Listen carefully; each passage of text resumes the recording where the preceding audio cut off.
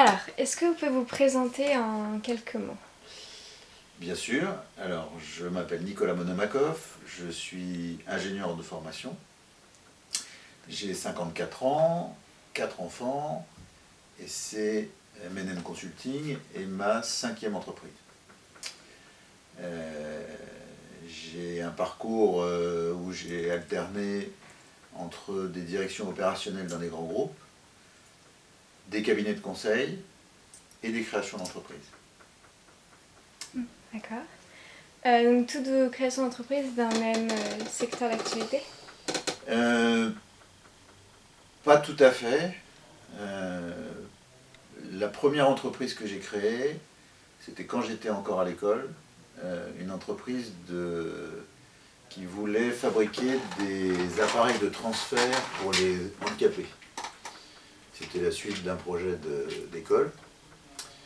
Le projet était clairement trop gros pour de jeunes ingénieurs et j'ai dû l'arrêter. Mais ça m'a déjà donné une très bonne expérience de ce que c'est que l'entreprise, l'entrepreneuriat et la confrontation à la réalité. Après, j'ai créé des entreprises soit dans l'informatique, de développement logiciel ou de services, soit dans le conseil, qui est mon cœur de métier. D'accord. Pourquoi avoir voulu entreprendre? Euh, Parce que je connais rien de mieux, sincèrement, pour deux raisons principales. La première, quand on a une idée précise de ce qu'on veut faire, c'est-à-dire quand on a une idée d'un produit, d'un concept, d'un service, il est beaucoup plus naturel de le faire par soi-même, ou de se donner les moyens de faire exactement ce qu'on veut, que d'essayer de le développer dans une entreprise qui aura sa propre vision et qui forcément transformera les choses. La deuxième raison, c'est une question de liberté de choix. Alors la liberté a un prix, mais c'est comme dans la fable de La Fontaine, le loup et le chien. Je préfère être un loup libre qu'un chien en laisse. D'accord. Est-ce que vous pouvez nous présenter en quelques mots votre entreprise? Oui. Alors M&M Consulting est une entreprise qui est un cabinet de conseil et d'innovation en management. On aide les entreprises publiques et privées, les grands groupes comme les petites entreprises complexes, à aligner leurs collaborateurs sur la stratégie, créer de la dynamique, transformer leurs pratiques, et ça dans des domaines très divers qui vont de l'innovation et de la recherche et développement à la distribution de gaz, en passant par les équipementiers automobiles, l'informatique, les services. Et notre particularité, c'est qu'on a depuis la création de l'entreprise en 2002 un labo de recherche qui travaille avec des labos de recherche de l'université ou des grandes écoles sur les méthodes de management. Le management, c'est la manière dont on gère les ressources de l'entreprise, ressources humaines, ressources financières, pour atteindre un objectif stratégique. Donc ça intègre aussi bien la dimension pilotage de gestion que la dimension embarquement des hommes, mobilisation des ressources. Et ce qui nous intéresse, c'est de faire le lien correct entre les deux. Et c'est ça la particularité de l'entreprise. D'accord. Et Five Step? Alors Five Steps, c'est une des méthodes que le cabinet a développées, qui se présente sous forme de roadmap comme ça.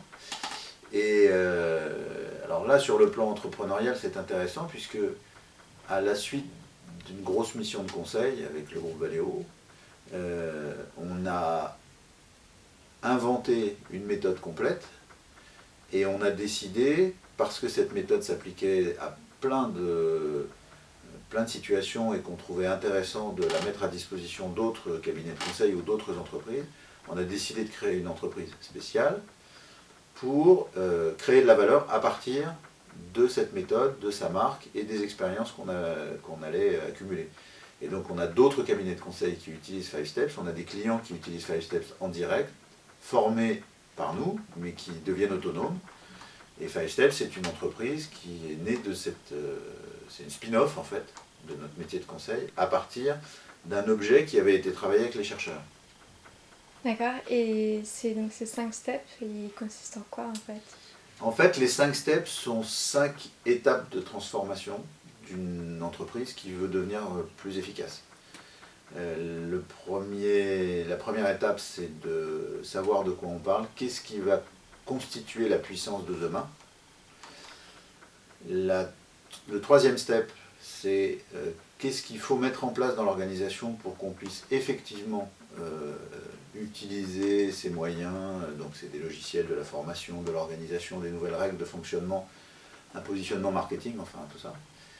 Et donc à partir du moment où cette troisième étape est réalisée, on cherche à atteindre le cinquième step, où les acteurs du business utilisent ce qui a été mis en place pour créer de la valeur ou renforcer l'organisation. Alors, ces 5 étapes s'appliquent à des sujets aussi variés que la mise en place d'une organisation achat, par exemple, dans un grand groupe, ou bien l'acquisition d'une capacité d'innovation pour une entreprise qui n'a pas l'habitude. D'accord.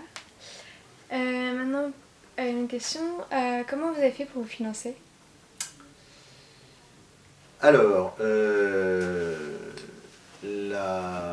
le financement de mon entreprise, le financement de base, c'est de l'apport personnel. Ensuite, quand l'entreprise s'est développée, on a eu 3 sources de financement. Première source de financement, c'est le financement de la recherche par l'État, ce qu'on appelle le crédit d'impôt recherche, qui est un très bon dispositif dès lors qu'on est innovant, puisque que l'entreprise fasse des résultats ou pas, l'État considère que, pour faire simple, une certaine partie, un tiers, des dépenses que l'entreprise a réalisées sont soit du crédit d'impôt, donc de l'impôt en moins, soit de la subvention si l'entreprise ne paye pas d'impôt. Donc ça, c'est un mode de financement de l'innovation que je trouve très efficace et qui fonctionne très bien. La deuxième source de financement, ça a été l'apport de cash en augmentation de capital, avec, en l'occurrence, c'était des individus, mais ça aurait pu être des banques. Et la troisième source de financement, ça a été ce qu'on appelle un OBO, qui est un dispositif un peu technique, qui consiste à racheter ses parts dans une holding en finançant par emprunt, ce qui génère du cash en fait. Il y a un frottement fiscal qui est assez fort, mais ça génère du cash qui permet de réinvestir dans l'entreprise à partir de la valeur qui a été créée. D'accord. Et qu'est-ce que vous pensez des nouveaux types de financement, tout ce qui est crowdfunding? Je pense que c'est très pertinent, très utile.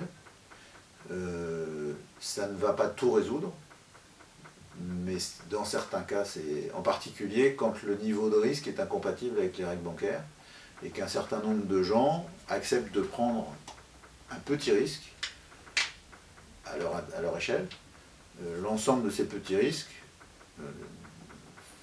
créant un volume d'engagement qui permet de financer une entreprise. Donc c'est très pertinent.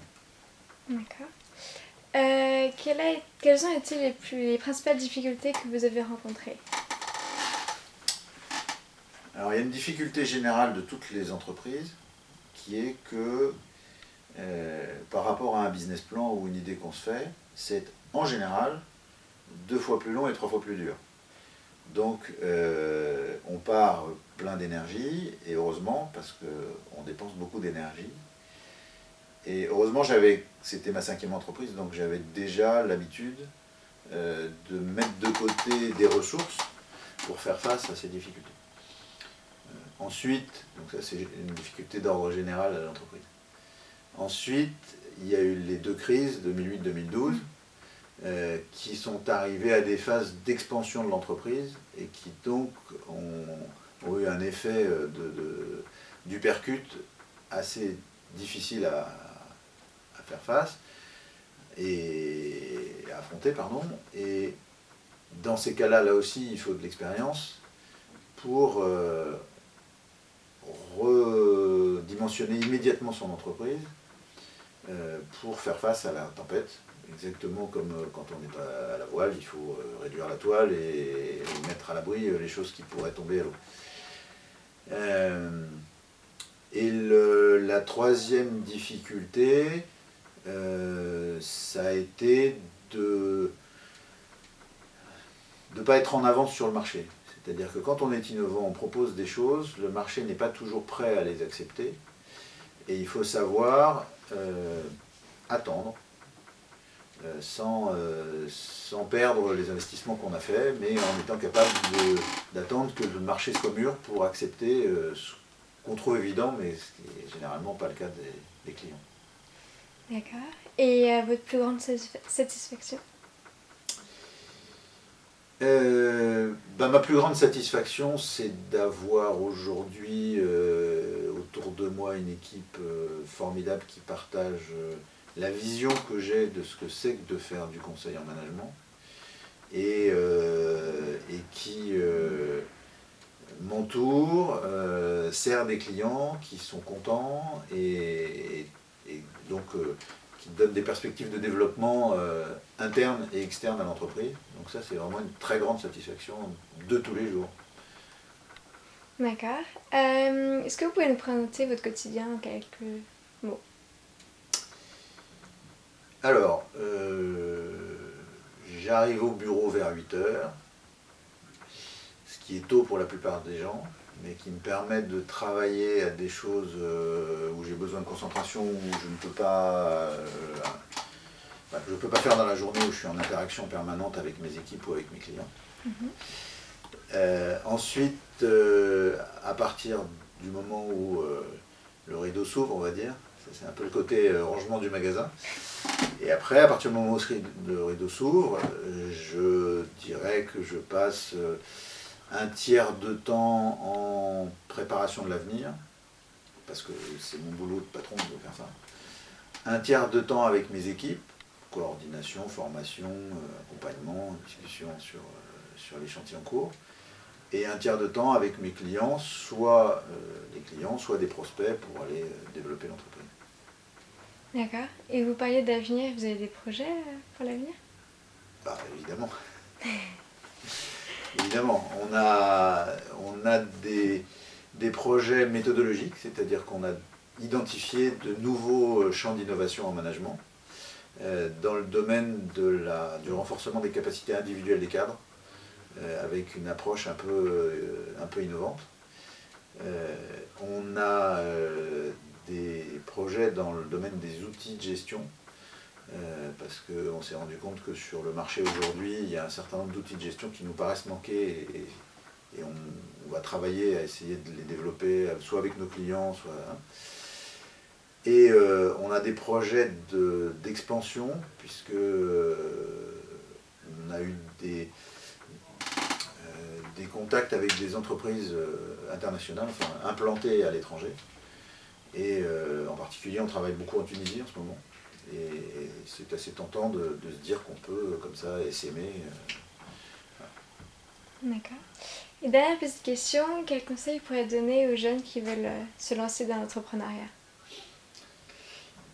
Alors, d'abord de ne pas hésiter, mais ensuite de bien se préparer. Il y a plusieurs choses, à mon avis, très importantes. La première chose, c'est de ne jamais risquer que ce qu'on peut perdre et de se fixer tout de suite des limites en se disant, ben voilà, j'ai ce projet, je vais jouer sur ce projet, ce montant, ce temps, ma limite, c'est ça, soit en montant, soit en temps. Et quand on atteint la limite, il faut savoir s'arrêter. Dans mon expérience, chaque fois que je n'ai pas respecté ces limites que je m'étais fixées, je l'ai payé très cher. Et donc c'est un conseil expérimenté. L'autre point, c'est qu'il faut faire très attention à la manière dont on s'associe. Les associés dans une organisation sont des gens extrêmement importants, et il faut savoir respecter un certain nombre de règles. Et ça, c'est vraiment sans doute la chose la plus inattendue ou l'expérience la plus dure qu'on puisse faire. Et les histoires d'entreprise sont truffées de crises entre les associés. La première chose, c'est que en général, il n'y en a qu'un qui commande. Et il faut clairement que celui qui commande ait la majorité. Et quand on est jeune ou quand on s'associe, généralement, c'est un sujet qu'on a du mal à adresser. On essaye de le régler gentiment avec des associations en parité. Et en fait, ça ne correspond pas à la réalité des choses qui vont se passer dans l'entreprise. La codirection réelle est rare. L'autre point, c'est qu'en termes de choix d'associés, on a soit des associés qui vous apportent, qui vous donnent en fait de l'argent, ce qu'on appelle le love money, c'est la famille, et qui a priori n'attendront rien d'autre que votre épanouissement et peut-être un retour, mais ce n'est pas ce qui est important pour eux. Ça ne peut pas être la majorité du capital, mais c'est important, et ceux-là, bon, on les prend et on les choisit. Mais c'est des gens qui, dans le cadre du développement de l'entreprise, ne seront plus adaptés à un certain stade de développement. Ensuite, il faudra les récompenser à ce moment-là, mais les remplacer par d'autres. Et après, il y a deux autres types d'associés. Il y a des associés qui contribuent par leur travail ou leur carnet d'adresse réellement au développement de l'entreprise, et ça sur une longue durée. Et dans ces cas-là, il faut les prendre comme tels. Et enfin, il y a des actionnaires financiers qui doivent être sélectionnés pour leur capacité à financer la croissance de l'entreprise. Et il n'y a que ces trois types d'associés. Tout le reste, de mon point de vue, c'est une construction affective. Et je pense que c'est dans les conseils importants, choisir ses associés et les prendre pour ce qu'ils sont, savoir qui va commander, c'est très important. D'accord, très bien. Ben, merci beaucoup. Mais je vous en prie. Et donc, bon courage à tous les entrepreneurs. Merci.